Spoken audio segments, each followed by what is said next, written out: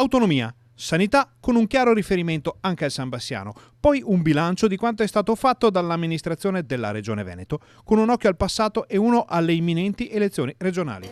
È un Luca Zaia a tutto campo quello che accoglie la stampa a Venezia per i tradizionali auguri di Natale e di fine anno. Si parte naturalmente con l'autonomia, tema che sta molto a cuore ai veneti. I veneti hanno già fatto tutto quello che dovevano fare. 18 regioni su 20 vogliono l'autonomia, ormai è endemico e quindi il governo, se non si è accorto che la storia sta cambiando, la storia cambierà il governo. E sul versante della sanità veneta, riconosciuta come un'eccellenza a livello nazionale, il governatore ha buone notizie anche per la pedemontana. La sanità è la vera sfida, investiamo ogni anno 70 milioni di euro in attrezzature diagnostiche di altissimo livello, cosa che un privato non riuscirebbe a fare perché non sono economicamente vantaggiose per un bilancio di un privato.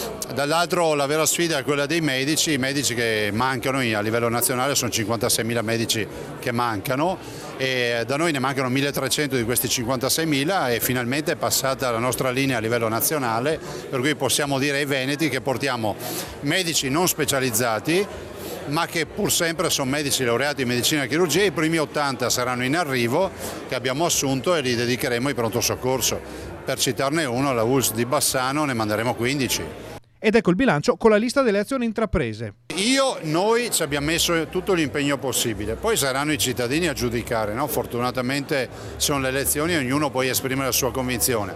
Penso solo che quest'anno abbiamo portato a casa le Olimpiadi, patrimonio dell'umanità, siamo andati avanti con la partita dei FAS, si è aperto il grande processo. La pedemontana sappiamo che finalmente sarà conclusa per il 31 dicembre 2020 e molte altre partite che non sto qui a citare, i collegamenti sciistici, insomma tutto quello che potremmo pensare del Veneto, insomma, che abbiamo portato avanti e penso che questo sia un merito di un'amministrazione che ha lavorato sodo. Non può mancare in questi tempi tragici di incidenti che stanno insanguinando le strade del Veneto un riferimento alla campagna shock che la Regione attiverà per la sicurezza stradale. Inizieremo il 30 dicembre sul piazzale dell'Odissea di Spresiano per far partire una campagna nazionale alla quale poi seguiranno anche spot in maniera tale che si torni a parlare ai ragazzi, e si ponga l'attenzione su molti aspetti che sono assolutamente inquietanti, come quello dell'uso del telefonino in auto piuttosto che il fumo, piuttosto che altre distrazioni, oppure quello che è la velocità.